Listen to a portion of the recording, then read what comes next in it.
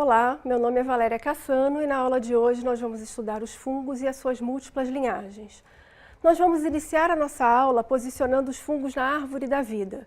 Essa é uma árvore filogenética que mostra as diferentes linhagens de eucariotos. E os fungos estão inseridos na linhagem Opisthocontes, juntamente com os animais e outros organismos unicelulares. Opisthocontes literalmente significa opisto, posterior, conte significa flagelo. Portanto, os organismos inseridos nessa linhagem possuem células flageladas com um flagelo posterior que impulsiona a célula para frente. Os fungos eles são proximamente relacionados aos animais. E a linhagem mais antiga de fungos divergiu dos animais por volta de 1 bilhão de anos. Então vejam que os fungos ainda hoje são estudados em disciplinas da botânica por mera tradição, pois eles não são proximamente relacionados às plantas como se acreditava antigamente. As plantas estão inseridas na linhagem Arqueplastida, como vocês já estudaram. Os fungos são divididos em 5 grupos principais, que são tratados como filos. Esses filos eles são relacionados evolutivamente, e esses organismos são chamados de fungos verdadeiros. A linhagem mais antiga de fungos é Chytridiomycota e é a única linhagem que possui células flageladas. Nas demais linhagens de fungos verdadeiros, o flagelo foi perdido secundariamente durante a evolução do grupo. Os Chytridiomycota correspondem a um grupo muito pequeno, pouco diversificado e tipicamente aquático, que pode ocupar também solos úmidos, e nós não vamos abordar na aula de hoje.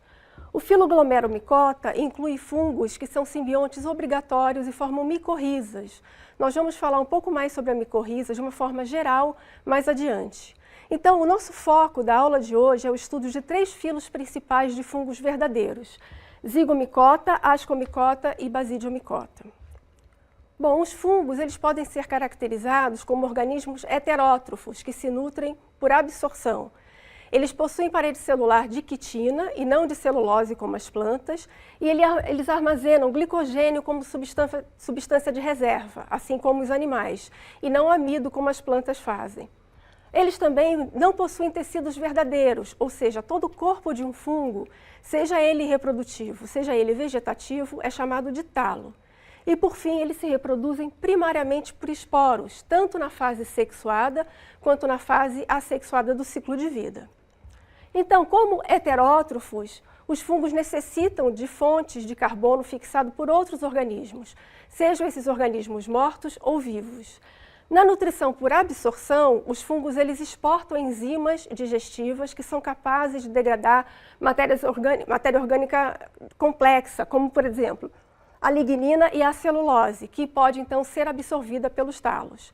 Então vejam que os fungos eles se desenvolvem, eles crescem sobre o seu próprio alimento, a partir do qual ele se nutre. Os fungos que decompõem matéria orgânica morta são chamados de sapróbios. E como sapróbios, eles são os principais decompositores de matéria orgânica da biosfera, juntamente com as bactérias.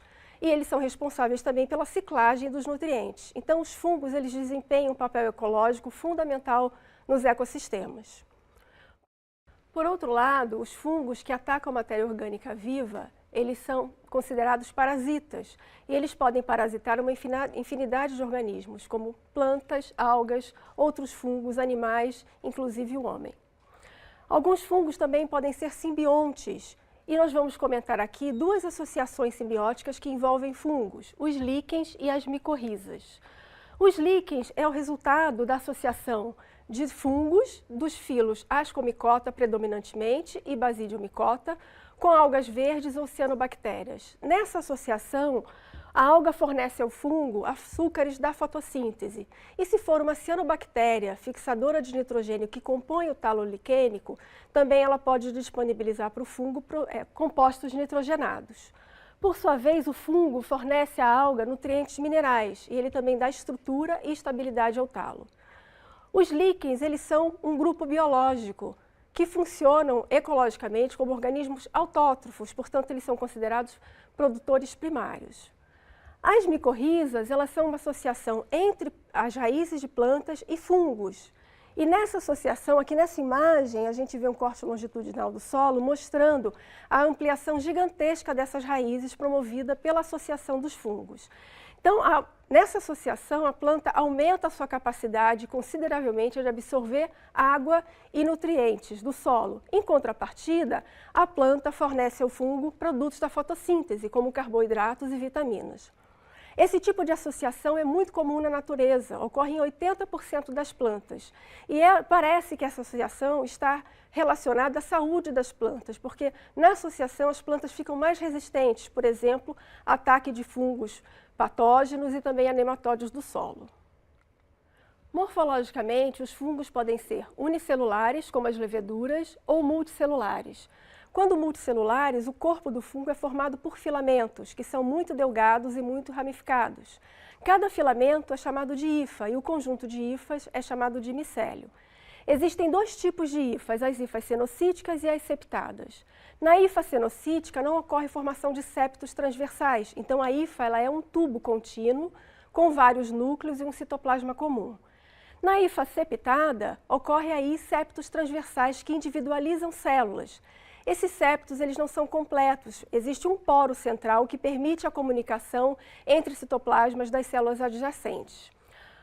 Na hifa septada, as células podem apresentar um único núcleo, e aí as hifas são chamadas de monocarióticas, ou 2 núcleos por célula, e aí as hifas são chamadas de dicarióticas.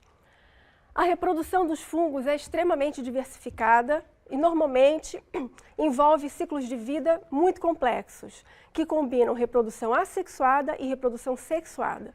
Nos dois casos, ocorre a formação de um grande número de esporos, que são muito resistentes e são normalmente liberados ou dispersos pelo ar.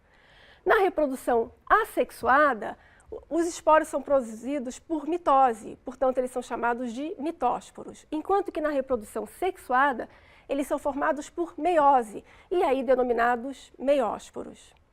Então, agora nós vamos entrar nos 3 filos principais que nós vamos abordar na aula de hoje. O primeiro filo, Zigomicota, é um filo pouco representativo, correspondendo a apenas 1% de todas as espécies descritas de fungos verdadeiros. Eles possuem micélio cenocítico, ou seja, suas hifas não são septadas. E é muito comum nesse grupo os bolores ou mofos que atacam alimentos. Então aqui nós temos uma espécie, Rhizopus stolonifer, que ataca morangos e outras frutas com alto teor de açúcar e também o pão, causando o chamado bolor negro do pão. Nessas duas imagens, nós vemos o que é esbranquiçado é o micélio vegetativo do fungo. A parte reprodutiva ela é enegrecida e é elevada acima do substrato para a liberação dos esporos. Vejam nessa representação que o micélio vegetativo ele cresce no interior do alimento, ou seja, ele se espalha pelo alimento. Então, não é recomendável que se pegue um pão, um alimento embolorado, retire a parte embolorada e aproveite o restante para consumo, porque o micélio já pode estar desenvolvido, contaminando o alimento, sem que ele seja perceptível aos nossos olhos. Na reprodução assexuada desse grupo, ocorre a formação de células especializadas, que são os esporos. Nesse caso, eles são chamados de esporangiósporos e eles são desenvolvidos no interior de um esporângio. Então, aqui a gente vê nessa representação um micélio cenocítico, que é haploide, uma hifa especializada chamada esporangióforo, que vai elevar o esporângio terminal acima do substrato. No interior do esporângio, então, são formados vários esporos por mitose, né? Nós estamos falando de esporos aqui, de mitósporos. Aqui a gente vê duas imagens mostrando em detalhe os esporângios, uma em microscopia de luz e outra em microscopia eletrônica de varredura. E aqui a gente consegue ver bem a parede rompida do esporângio para a liberação dessa massa de esporos que vão ser transportados dispersos pelo ar. Na reprodução sexuada desse grupo, se forma uma estrutura chamada zigósporo. E o zigósporo é característico do filo Zigomicota. É um esporo de resistência que ele vai germinar quando as condições forem favoráveis. Então, aqui nessa representação, a gente vê em A, a reprodução assexuada, que nós acabamos de comentar, e em B, a reprodução sexuada. Então, vejam que hifas compatíveis da mesma espécie, denominadas de mais e menos, elas se aproximam. E na extremidade dessas hifas são formados gametângios multinucleados. Cada gametângio vai portar vários núcleos mais e vários núcleos menos. O que vai acontecer é que esses gametângios eles vão se fusionar completamente, como a gente vê aqui nessa imagem. E aí, então, ocorre o que é chamado de plasmogamia, ou seja, fusão de citoplasmas, sem que haja aqui fusão de núcleos. Então, o que vai acontecer? Essa célula inicial produzida a partir da fusão dos dois gametângios, ela vai aumentar de tamanho, vai espessar sua parede e vai formar um zigósporo. No zigósporo, então, é que vai ocorrer a cariogamia, ou seja, a fusão dos núcleos. Então, núcleo mais e menos vão se fusionar e vão formar um núcleo diploide. Esses núcleos sofrem meiose e vão ser produzidos esporos que vão ser liberados e recomeçar o ciclo. É formado um zigósporo no interior de um esporângio, que nesse caso é chamado de zigosporângio, que tem a parede muito espessada, porque, como eu falei, é um esporo de resistência, e também a parede é bastante ornamentada, como a gente vê nessa imagem. O filo Ascomicota é um filo bastante diversificado, e nesse grupo existem formas unicelulares, como as leveduras, ou multicelulares, nesse caso com micélio com hifas septadas. Além das leveduras, nesse grupo ocorrem bolores, as trufas e morchelas que são comestíveis, vários tipos de corpos de frutificação, sendo esse em forma de taça bastante comum, e eles são os principais formadores de líquens. Na reprodução assexuada das leveduras, que são formas unicelulares, ocorre o brotamento, que nada mais é do que a formação de brotos ou gemas que se destacam gerando células filhas. Então aqui a gente tem duas imagens mostrando leveduras em processo de brotamento e aqui várias cicatrizes deixadas pelas células que foram destacadas. Então esse tipo de reprodução ocorre, por exemplo, em Saccharomyces cerevisiae. Nos fungos desse grupo, que são multicelulares ou filamentosos, a reprodução se dá pela produção de esporos, a reprodução assexuada. E nesse caso, os esporos são chamados de conídeos ou conidiósporos, são sinônimos. Então aqui a gente tem dois exemplos, Penicillium e Aspergillus, que ilustram bem a fase assexuada desse filo. Cada estrutura esférica que nós observamos aqui é um conídeo, ou seja, um esporo. E eles também são elevados acima do substrato por hifas especializadas chamadas conidióforos. Vejam que nesse grupo não ocorre um esporângio, os esporos eles são livres, expostos ao ar. Na reprodução sexuada desse grupo se formam esporos chamados ascósporos, que são desenvolvidos no interior de uma estrutura chamada asco. Então aqui a gente vê dois ascos com seus ascósporos no interior. O asco é o caráter que define a ascomicota e é o local onde ocorre a cariogamia, ou seja, a fusão dos núcleos seguida de meiose. Então vamos ver como é que se dá a formação do asco. Aqui a gente tem um corpo de frutificação em forma de taça, como eu falei, um tipo comum no grupo, que é chamado de ascoma. Vocês vão encontrar na literatura mais antiga o termo ascocarpo, mas esse termo caiu em desuso. Então o correto hoje é chamar um corpo de frutificação do filo Ascomicota de ascoma. Aqui a gente tem um corte longitudinal, uma representação esquemática mostrando a reprodução sexuada desse grupo. Então vejam que micélios monocarióticos mais e menos, portanto compatíveis da mesma espécie, vão formar gametângios. Nesse grupo não ocorre copulação de gametângios ou fusão de gametângios. Se forma um tubo por onde os núcleos migram de um gametângio para o outro. Aqui então ocorre a plasmogamia. Esses núcleos mais e menos, eles vão se organizar em hifas dicarióticas, que juntamente com as hifas monocarióticas vegetativas vão se organizar para formar o ascoma. Então vejam que essas hifas dicarióticas portam cada célula dois núcleos, mais e menos. Então, como não ocorre ainda a fusão dos núcleos, a representação dessas hifas é N mais N. No ápice, então, dessa hifa dicariótica ocorre a cariogamia, ou seja, a fusão dos núcleos, seguida de meiose, formando 4 núcleos, e depois de uma mitose, formando 8 núcleos, que cada um desses núcleos vai se diferenciar em um ascósporo. Os ascósporos haploides, quando maduros, são liberados e vão germinar e formar micélios monocarióticos mais e menos, fechando o ciclo. Esse grupo ele apresenta grande importância econômica e a maioria das pessoas desconhece a importância que esses fungos têm no nosso dia a dia. Eu vou dar aqui alguns exemplos apenas da aplicabilidade desses fungos. Por exemplo, a levedura Saccharomyces cerevisiae é considerada a espécie domesticada mais importante porque ela está envolvida nos processos fermentativos para a produção de álcool. O álcool etílico, portanto, ela é usada em bebidas alcoólicas como a cerveja e o vinho. Ela também participa da produção de biocombustível, como o etanol. E essa mesma levedura, ela está envolvida na indústria panificadora, porque no processo de fermentação é liberado CO2, e é justamente o CO2 que faz com que as massas de pão, bolos e pizza cresçam. Então, a Saccharomyces cerevisiae, ela é o fermento biológico que a gente usa nas nossas casas. Um outro exemplo aqui é o Penicillium roquefort, que é uma espécie que é utilizada na fabricação de queijos, como o camembert, o roquefort e o gorgonzola.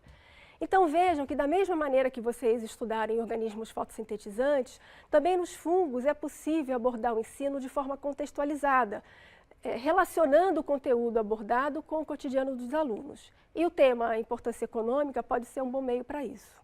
Representantes de Ascomycota também são importantes na área médica, porque eles são produtores de antibióticos. O primeiro antibiótico produzido, a penicilina, foi isolado a partir de um fungo, Penicillium criogenium. Nesse grupo ainda existem fungos que são patógenos humanos oportunistas, como a Candida albicans, que causa candidíase, que ataca mucosas. Quando ataca a mucosa oral, causa o vulgarmente chamado sapinho, mas pode causar também candidíase vaginal. Os fungos causam várias micoses cutâneas, mas espécies de aspergilos causam micoses das vias respiratórias, provocando uma doença chamada aspergilose pulmonar. Tanto a aspergilose quanto a candidíase são doenças oportunistas que acometem pessoas ou pacientes imunodeprimidos.